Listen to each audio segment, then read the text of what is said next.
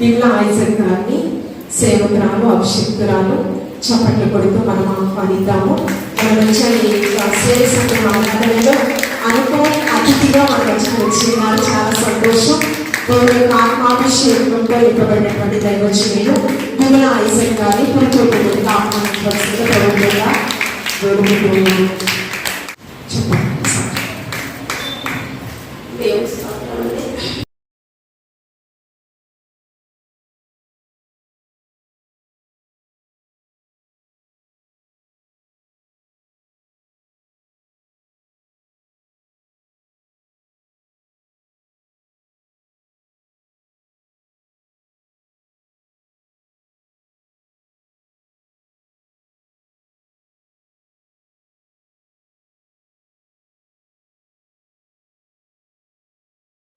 మనం వచ్చాం.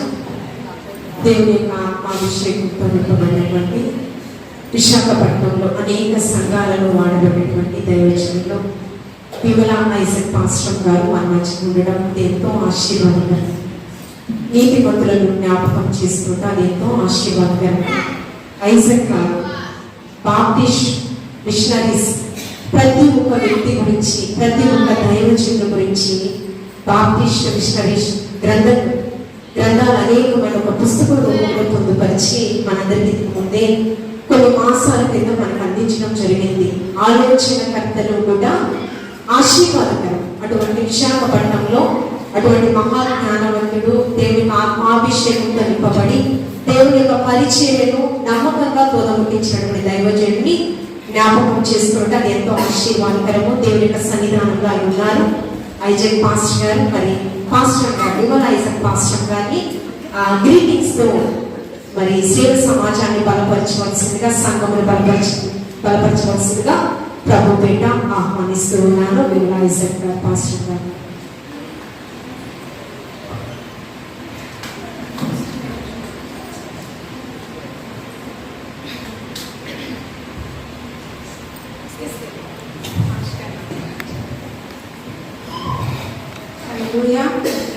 మన మధ్య ఉన్నటువంటి సంఘ కాపులైనటువంటి రెవరెండ్ పి సంతోష్ పాస్టర్ గారిని ట్రీట్మెంట్ ఆహ్వానిద్దామండి.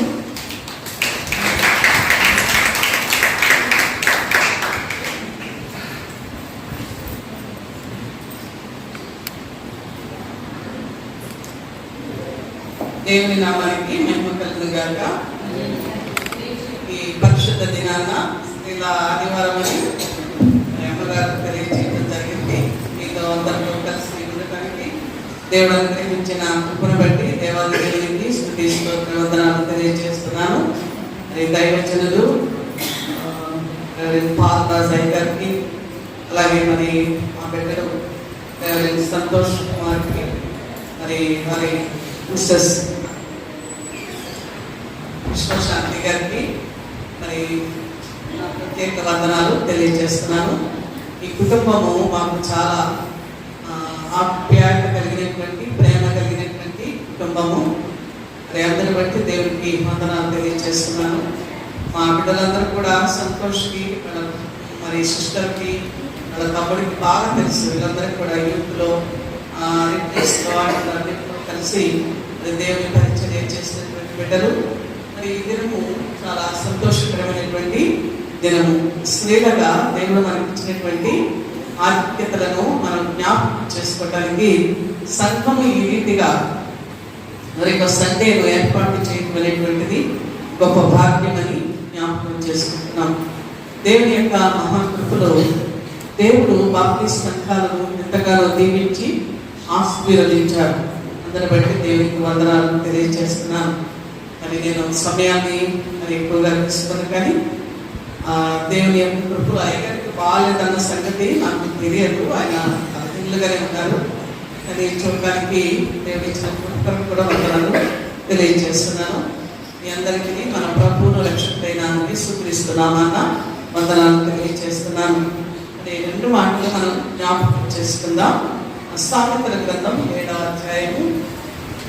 జ్ఞాని అయిన సొలొమోను రాసినటువంటి సామెతలు 7వ అధ్యాయంలో మొదటి 2 వచనాలు అందరము కలిసి చదువుదాం.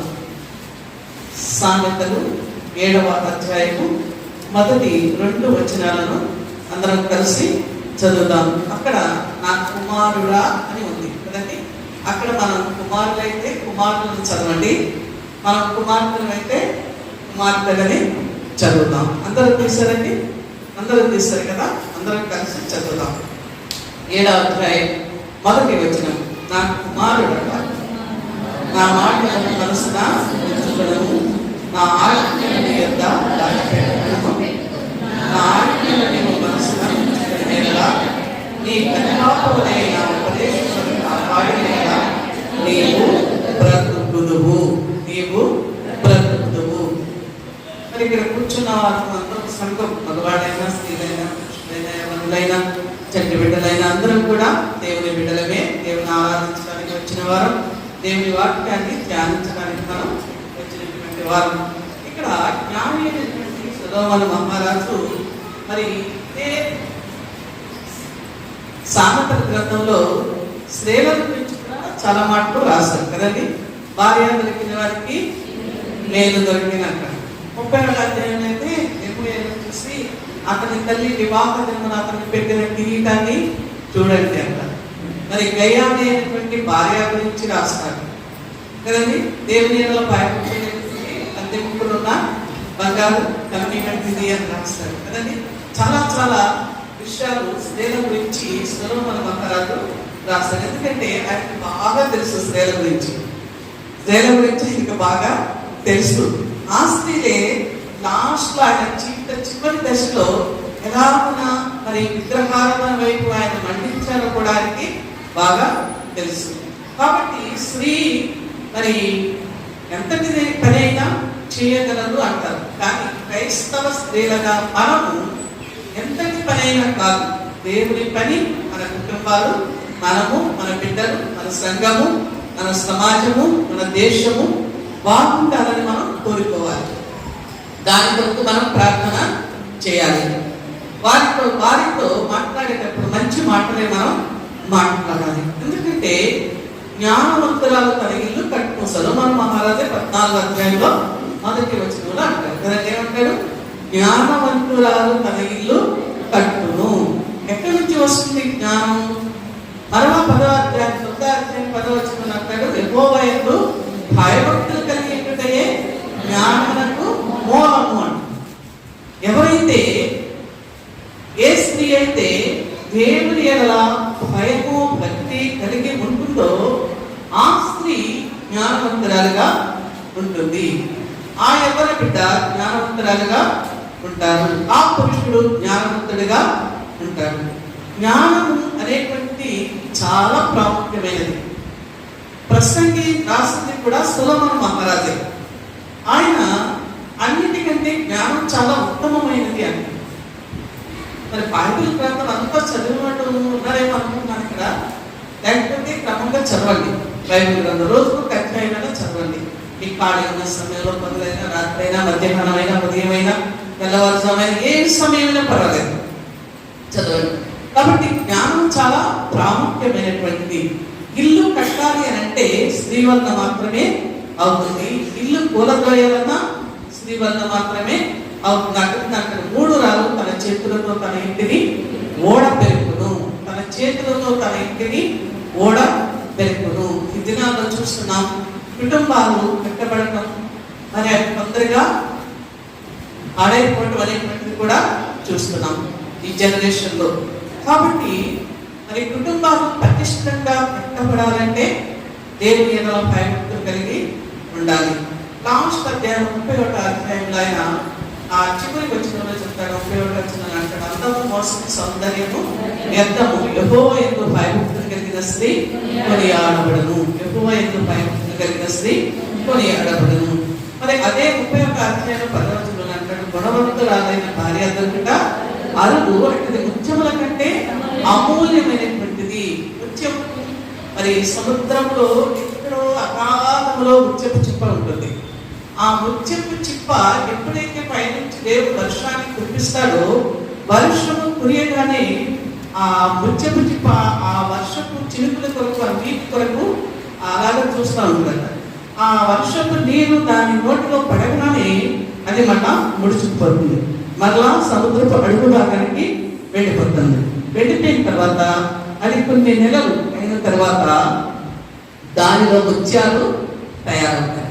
తయారైన తర్వాత మరి ఆ ముత్యపు చిప్పను వెతికేవారు దాన్ని పట్టుకుని తెచ్చి దాన్ని కొట్టి చూస్తే దానిలో విలువైనటువంటి ముత్యాలు ఉంటాయి. రంగుల ముత్యాలు ఉంటాయి కదండి, బ్లూ, వైట్, అలా కలర్స్గా ఉంటాయి. ఇది చాలా విలువైనటువంటిది ముత్యము చాలా విలువైనటువంటిది. కాబట్టి గుణవంతురాలైనటువంటి భార్య లేదా గుణవంతురాలైనటువంటి స్త్రీ, గుణవంతురాలైనటువంటి ఎవరి బిడ్డ ఎక్కడి నుంచి వస్తుంది?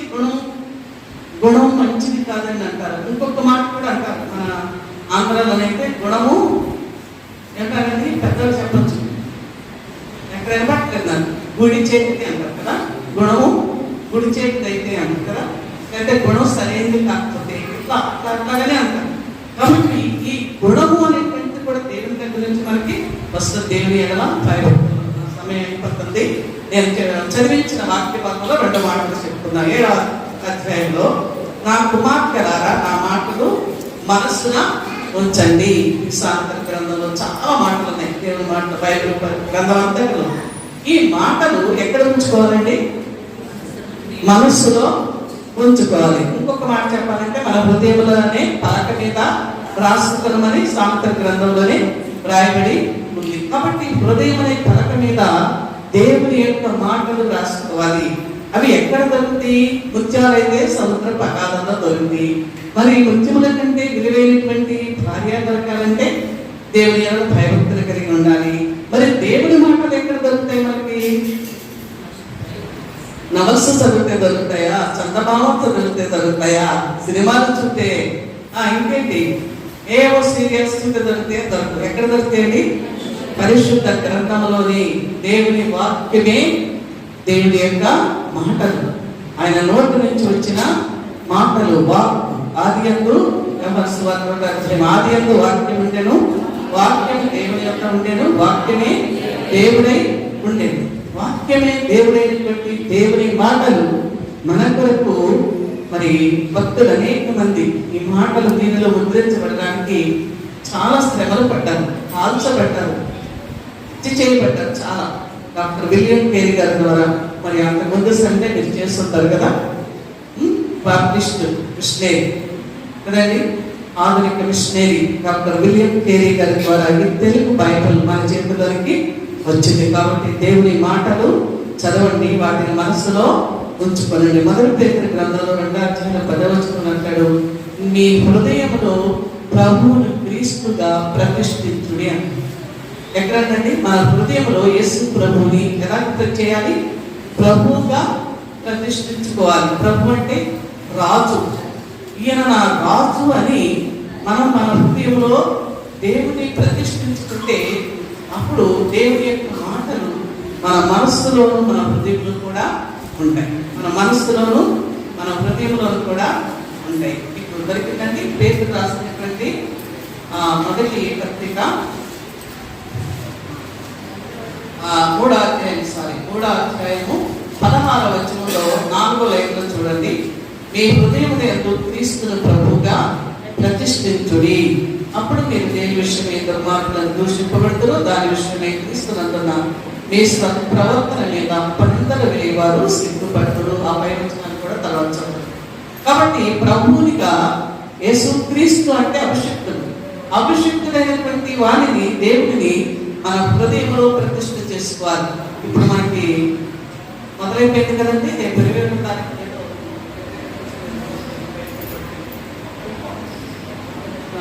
కాబట్టి మనకు మొదలైపోయింది. ఏం పెట్టాలి? వినాయకుడు విగ్రహాలు పెట్టాలి. మా డ్రైవర్ చెప్తున్నది ఏంటంటే ఈ రైతులు అడాప్ట్ చేస్తారు ఏంటంటే మాకు గుర్తుందో కదా రేట్లు అనేది. అంటే 26 నేను మా విగ్రహం చేస్తారు, 27 తారీఖులని ప్రతిష్ట చేస్తారు అని అలాగే అనుకున్నాను. నాకు అంటే మాట జ్ఞాపకం వచ్చింది కదండి. వాళ్ళు ఏం చేస్తారు? విగ్రహాన్ని చేస్తారు. దాన్ని ఏం చేస్తారు అక్కడ? కానీ ప్రభు అపస్తులైన పేతురు గారి ద్వారా మనతో మాట్లాడుతారు. ఏమని? క్రీస్తుని ప్రభువుగా, రాజుగా, దేవునిగా దేవాది దేవుడిగా, ప్రభుల ప్రభువుగా, రాజాది రాజుగా మన హృదయములలో ప్రతిష్ఠ చేసుకోవాలి. ఆయన మన హృదయంలో ఉంటే ఇప్పుడు మనం చెప్పుకున్నవన్నీ కూడా మనం చేయగలం. ఆయన లేకపోతే మనం ఏమి కూడా చేయలేం. ఆయన నీ హృదయంలో ఉండాలి అని అంటే నీ హృదయం ఖాళీ అవ్వాలి. అంటే లోకంలో ఉన్నవన్నీ బయటికి వెళ్ళిపోతే ప్రభు మన హృదయంలోనికి వస్తాడు. లేదు ప్రభు నేను కొన్ని ఉంచుకుంటాను, నేను ప్రేమిస్తున్నాను, ఇది నాకు కావాలి, ఈ నా హృదయంలో ప్రక్కన ఉంచుతాను, నువ్వు రా నా దగ్గరికి అంటే ప్రభు ఎంత మాత్రం కూడా రాడు. అది మాత్రం నేను జ్ఞాపకం చేసుకోండి. నాకు ఇష్టమైనటువంటి వాటిని నా హృదయంలో ప్రక్కన నేను దాచుకుంటాను, అది నాకు ఇష్టం, నేను విడిచిపెట్టలేను అని అంటే హృదయం మోసకరము కదండి. అది ఘోరమైన వ్యాధి కలిగినటువంటి దాన్ని గ్రహింపగలిగిన వాడెవడు? దేవుడు తప్ప మరెవడు కూడా గ్రహింపలేడు. మన హృదయాన్ని మనలను నిర్మించిన వాడు, అంతరేంద్రియాన్ని కలుగజేసిన వాడు ఆయనే కనుక ఆయన అంటున్నాడు, మీ హృదయములలో నా మాటలు మీ మనసులో ఉంచుకోండి, మీ హృదయంలో ఉంచుకోండి. ఆయన మాటలు మన హృదయంలో ఉండాలంటే, దేవుడు మనలో ఉండాలంటే మన హృదయం శుద్ధి అవ్వాలి. ఆ పేతురు పత్రికలో ఆయన అంటాడు, పితృపరంపర్యమైన మీ వ్యర్థ ప్రవర్తనను విడిచిపెట్టినట్లుగా వెండి బంగారముల వంటి క్షయ వస్తువుల చేత మీరు విమోచింపబడలేదు. గొర్రెపిల్లాంటి యేసు నిష్కలంకుడు పరిశుద్ధుడైనటువంటి యేసు క్రీస్తు యొక్క రక్తము చేత మీరు విమోచింపబడినారు. మనం ఎలా ఉండాలండి? పరిశుద్ధులుగా ఉండాలి. అదే పత్రికలో చెప్తాడు మొదటి అధ్యాయంలో, నేను పవిత్రుడను కనుక, నేను పరిశుద్ధుని కనుక మీరును పరిశుద్ధంగా ఉండండి. పరిశుద్ధత కలిగి ఉంటేనే మనం దేవుని చూడగలుగుతాము. కాబట్టి దేవుని మాటలు మన మనసులో ఉంచుకోమని చెప్తున్నాడు. తర్వాత అంటాడు, నా ఆజ్ఞలు నీ యొక్క దాచిపెట్టు. ఏం చేయాలంటే దేవుని ఆజ్ఞలు ఎన్ని ఉన్నాయి? ఎవరు చెప్తారు? సండే స్కూల్ పిల్లలైనా చెప్పేచ్చండి. 10 ఆజ్ఞలు కదండి. అవన్నీ చెప్పలేదు. 10 ఆజ్ఞలు కదా. నీ దేవుడని యెహోవాను నేనే. ఎవరికైనా వచ్చా చెప్పండి. నేను తప్ప దేవుడు మీకు ఉండకూడదు. పైన ఆకాశంలో నేను రూపాన్ని చేసుకోకూడదు కదండి. తర్వాత శ్రాంతి దినాన్ని పరిశుద్ధంగా ఆచరించాలి. గదిరంగులను మానించాలి. చెప్పకూడదు, నీ పొరుగు అంటే కూడా ఈ ఆజ్ఞలన్నిటినీ నీ దగ్గర దాచిపెట్టుకో. దేన్ని దాచిపెట్టుకుంటాం? ధనాన్ని, బంగారాన్ని, విలువైన వస్తువులు మనం దాచుకుంటాం, బీరువాలో పెట్టి దాచుకుంటాం. కానీ ప్రభు అంటున్నాడు, నీ హృదయంలో దేవుని ఆజ్ఞలు ఏం చేయాలి? దాచు. ప్రధాన యాజకుడు బాబేసుకున్నారు కదా, అంగి వేసుకునేవారు ఏర్పడు. దాని మీద ఇశ్రాయేలు 12 గోత్రాల పేర్లు ఉండేవి. ఇటు 6, ఇటు 6 కదండి. 10 ఆజ్ఞలు కూడా పలక, అహరోను చిగురించిన కర్ర, సముఖపు రొట్టెల, అవన్నీ కూడా మందసములో ఉండేవి. ఇవి పరిశుద్ధ స్థలములో ఉండేటువంటి వస్తువులు. కాబట్టి దేవుని ఆజ్ఞలను మీరి మనం జీవించకూడదు, దాచిపెట్టుకోవాలి. ఆజ్ఞల మనసులో ఉంచుకోవాలి. నీ కనుపాప వలె నా ఉపదేశములను కాపాడితే నీవు బ్రతుకుతావు. దేవుని ఉపదేశములు, దేవుని మాటలు దేవుడు ఉపదేశిస్తూ ఉంటాడు. అంటే ఇక్కడ దేవుని జైలులో నిలువబడి దేవుని వాక్యాన్ని మీకు బోధించటమే ఉపదేశం. దేవుని వాక్యాన్ని నీకు బోధించడమే ఉపదేశం. కాబట్టి ఆ ఉపదేశాన్ని నీవు కనుపాప వలె కాపాడుకుంటే నీవేమవుతావు? బ్రతుకుతావు. ఏమవుతామంటే మనం బ్రతుకుతాం. ప్రకటన గ్రంథంలో చెప్తాడు, నీవు జీవించుతున్నావు అనే పేరు మాత్రం నీకు ఉంది, కానీ నీవు చచ్చినా. కాబట్టి మనం బ్రతకాలి ఈ లోకంలో అంటే, మనం జీవించాలి అంటే ఈ లోకంలోనూ జీవించాలి, పరలోకంలో కూడా నిరంతరము ప్రభుత్వం కూడా జీవించి ఉండాలి అంటే దేవుని యొక్క ఆజ్ఞలు, దేవుని మాటలు, దేవుని ఉపదేశాలు మన హృదయంలో దాచుకుని ఉంచుకుని వాటిని అనుసరించి మనం నడుచుకున్నప్పుడు, వాటిని అనుసరించి మనం జీవించినప్పుడు మనం దేవుని యొక్క రాజ్యంలో ప్రవేశించడానికి హక్కుదారులు అవుతాం. అంతేకాదు దేవుని కుమారుల శక్తులను చెప్తాడు. దేవుని కుమారులు, కుమార్తెలు అని పిలువబడేటువంటి గొప్ప పేరును దేవుడు మనకి అనుగ్రహించున్నాడు. మనం ఎంత వయస్సు వారమైనా మనందరం కూడా దేవుని యొక్క కుమారులము, కుమార్తెలమే కనుక మరి దేవుని బిడ్డలుగా, దేవుని కుమారులుగా, కుమార్తెలుగా ఉండటానికి, జ్ఞానవంతురాలుగా గృహం కట్టుకుని జీవించడానికి దేవుడు తన కృపా సహాయం అనుగ్రహించిన ఈ అవకాశం ఇచ్చినటువంటి మరి అమ్మగారికి, మరి అలాగే బాబుకి, పెద్దయ్య గారికి, మీ అందరికీ కూడా ప్రభు నామమున వందనాలు తెలియజేస్తున్నాను. మీ అందరి కొరకు అనుదినం ప్రార్థన చేస్తున్నాను. నేను మరి మా కుటుంబం కొరకు మీరు మా బిడ్డల కొరకు కూడా ప్రార్థించాలని మనం చేస్తున్నాను. Thank you.